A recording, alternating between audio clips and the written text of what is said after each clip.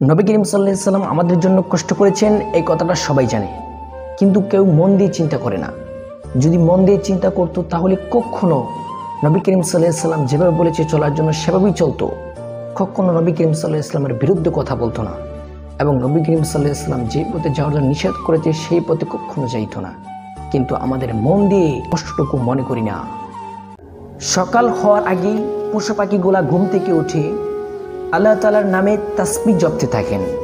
আর সর্বশ্রেষ্ঠ মানুষ আল্লাহ তাআলা যাদেরকে বানিয়েছেন তারা ঘুম থেকে উঠে 8টা বাজে 9টা বাজে। তাহলে আল্লাহ তাআলার রহমতের ফেরেশতা যখন রহমত নিয়ে দরজার মধ্যে যায়, তখন তারা যদি দরজাই না খোলে তাহলে কিভাবে আল্লাহর ফেরেশতা রহমত তাদের দরজায় দিয়ে আসবে? যেদিন আপনি হঠাৎ করে দেখতে পাবেন আপনি তো অন্ধকার কবরে চলে আসছেন, যেদিন আপনি হঠাৎ করে অন্ধকার কবরে চলে যাইবেন, সেদিন আপনাকে দুনিয়া থেকে বিচ্ছিন্ন করে দেওয়া হবে। দুনিয়ার মধ্যে আপনার যত সম্পত্তি ছিল, দুনিয়ার মধ্যে যত আপন ছিল, সকল কিছু আপনাকে ছেড়ে চলে যাবে। সেদিন শুধু একজনই আপনার আপন হবে, তিনি হচ্ছে হযরত মুহাম্মদ সাল্লাল্লাহু আলাইহি সাল্লাম। তাহলে আপনি আসেন না কেন? তাহলে আপনি ফিরে আসেন, তাহলে আপনি তাকেই শুধু ভালোবাসেন যে আপনার দুনিয়া তো আপন হবে এবং আখিরাত আপন হবে। চলেন সবাই হযরত মুহাম্মদ সাল্লাল্লাহু আলাইহি সাল্লামের সুন্নাত তরিকায় চলি এবং নবী করিম সাল্লাল্লাহু আলাইহি সাল্লাম যেভাবে বলেছেন সেভাবে চলাচল করি।